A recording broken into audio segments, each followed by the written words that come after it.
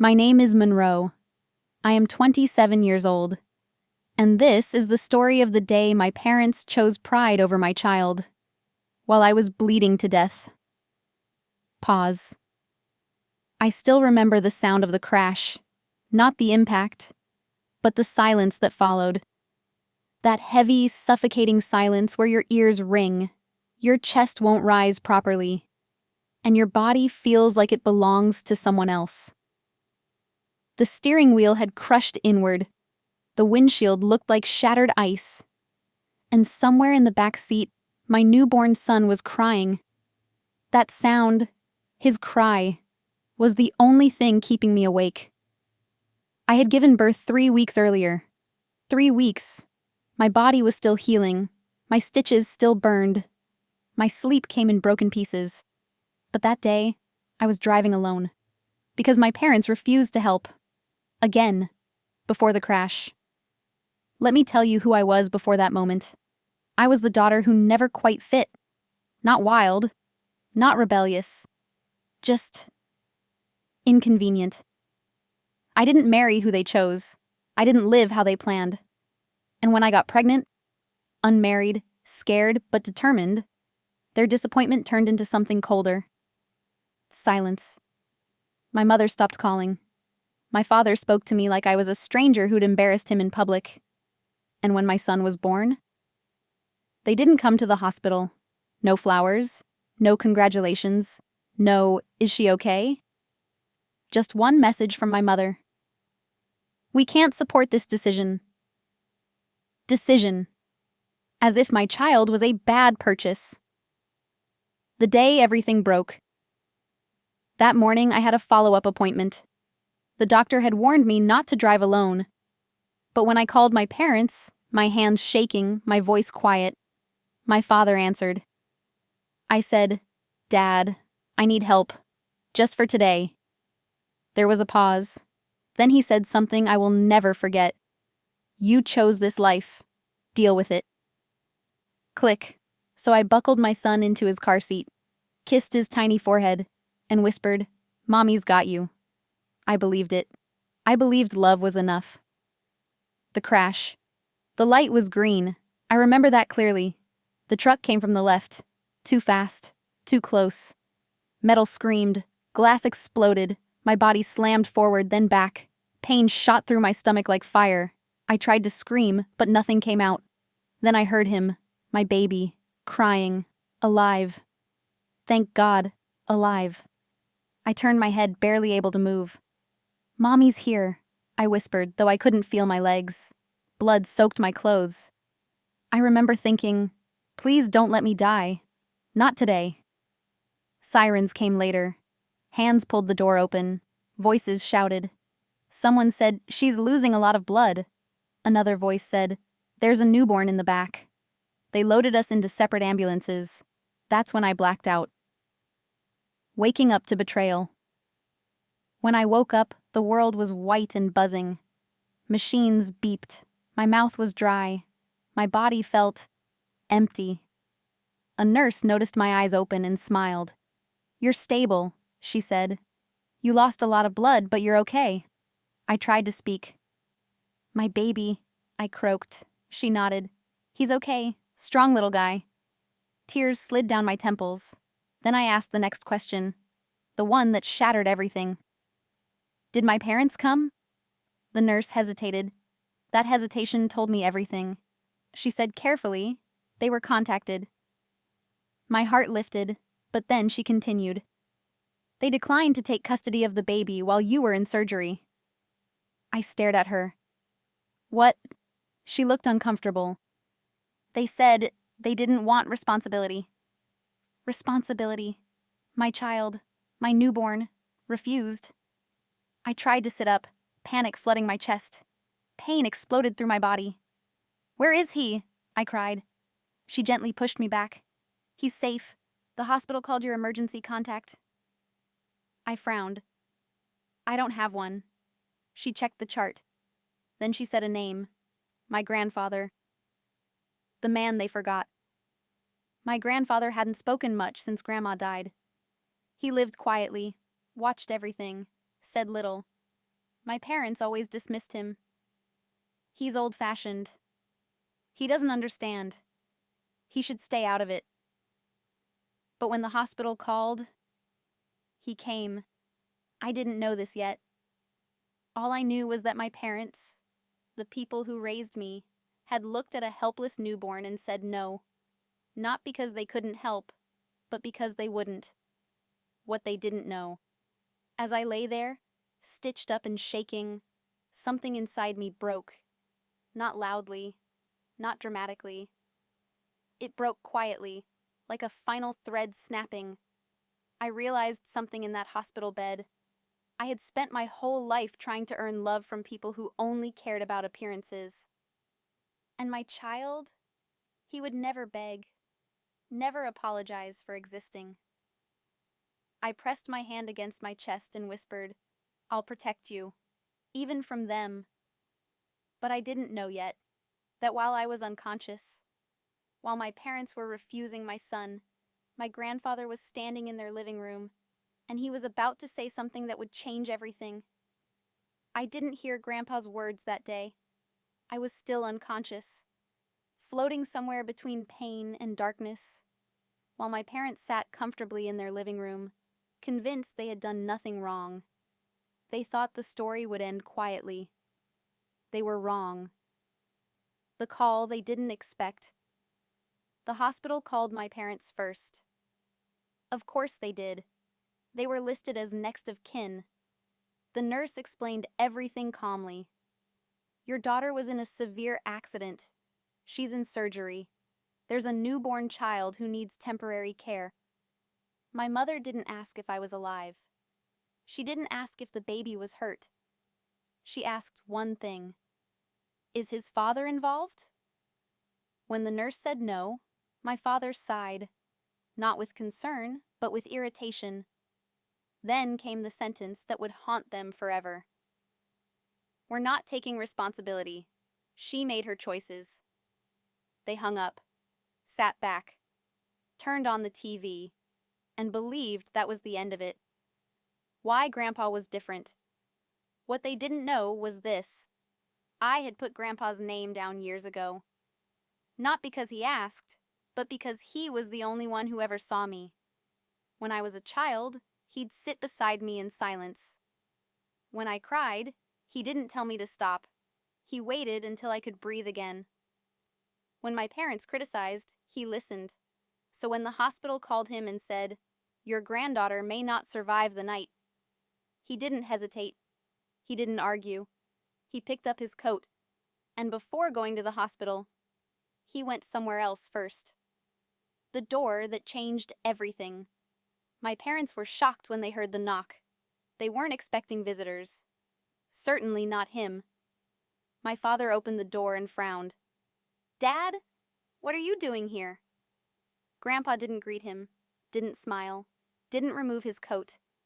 He walked in slowly, like a man stepping into a courtroom. My mother stood up. "Is something wrong?" That's when Grandpa spoke.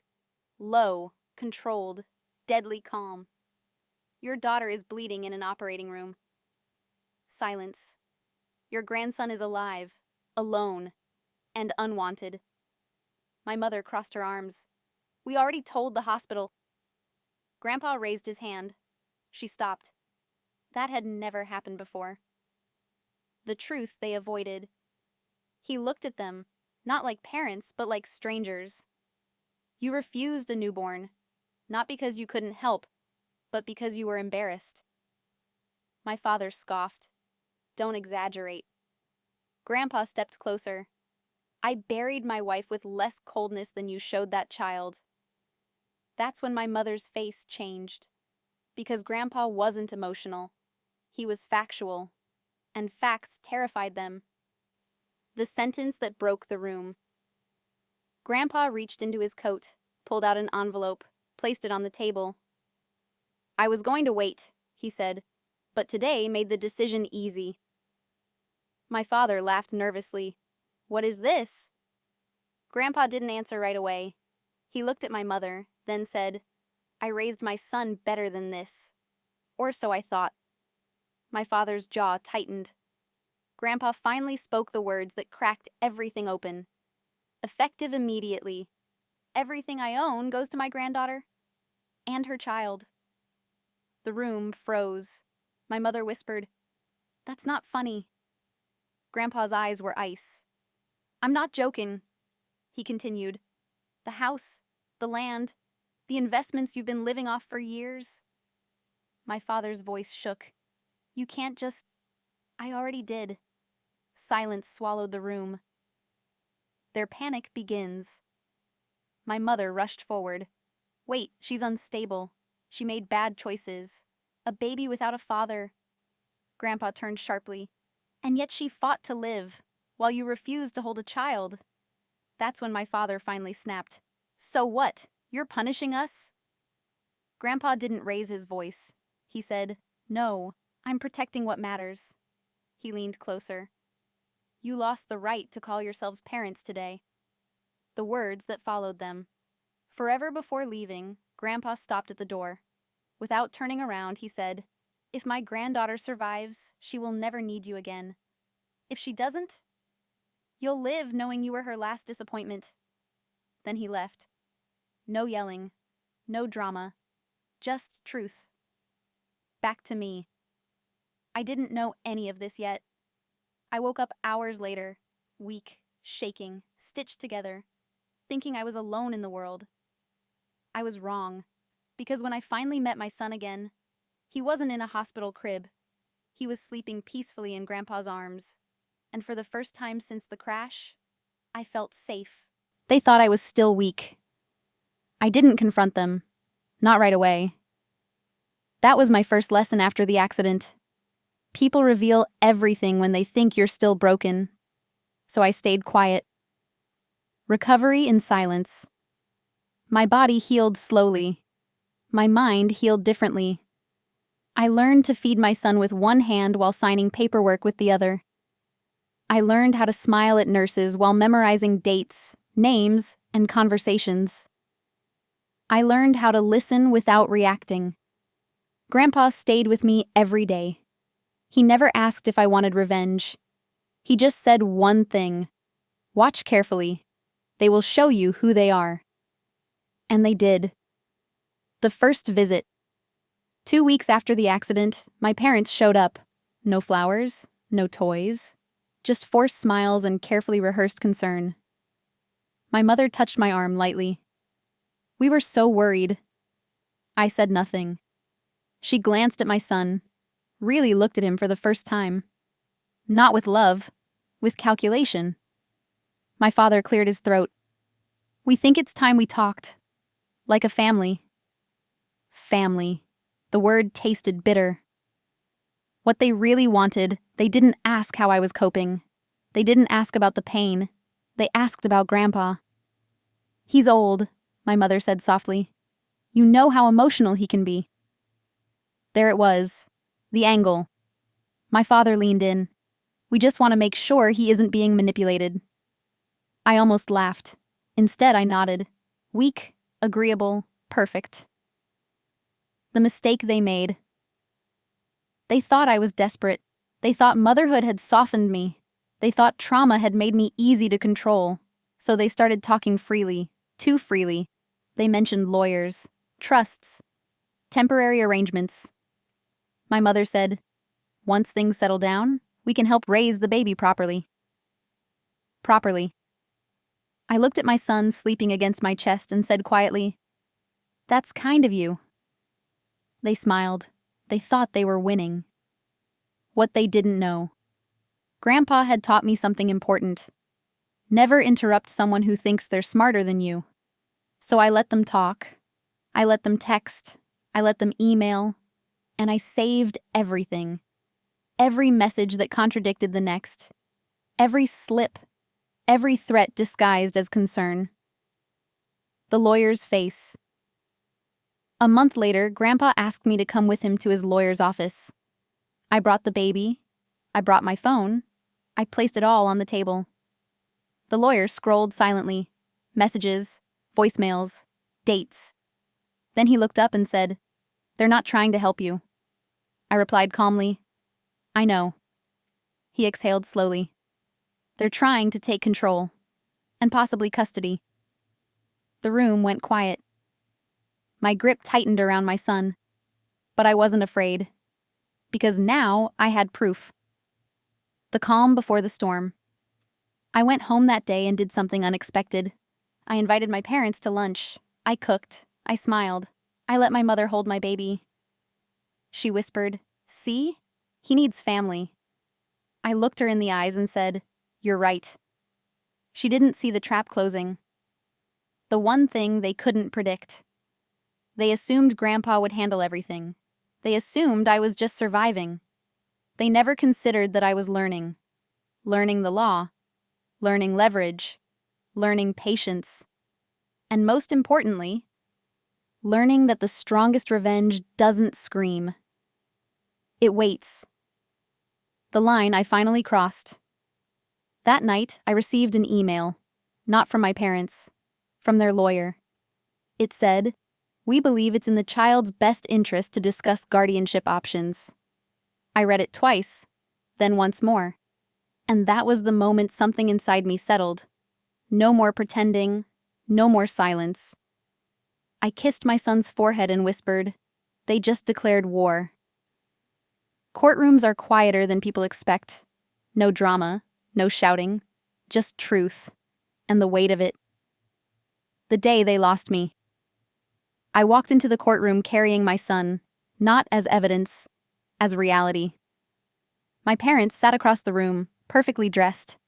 My mother wore the same necklace she'd worn to my graduation, the day she told me I'd never succeed without them. My father avoided my eyes. The judge entered.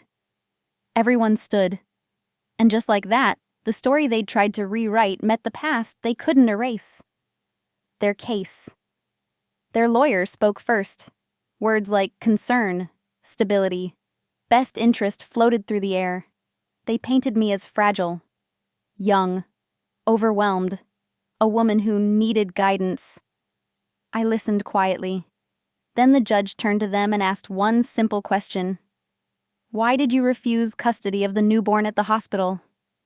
My mother hesitated. My father cleared his throat. Then he said it.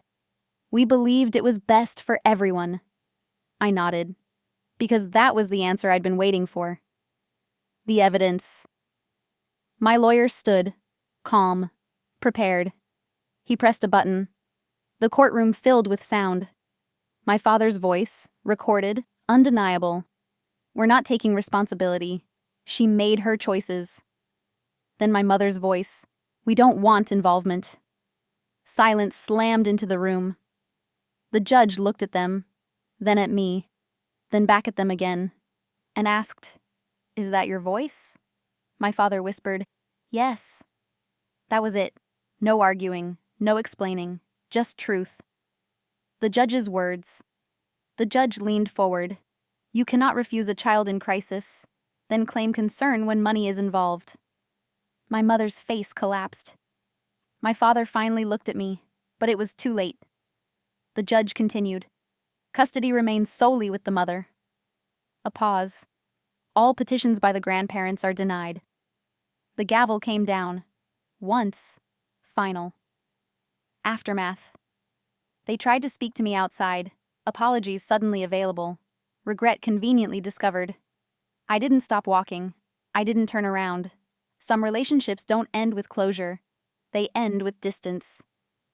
What Grandpa did next. A week later, Grandpa finalized everything. Legally, publicly, permanently. He put my name and my son's where theirs used to be. He didn't do it out of anger. He did it out of clarity. The last thing my parents learned. They thought blood guaranteed loyalty. They were wrong. Love does. I didn't take revenge by destroying them.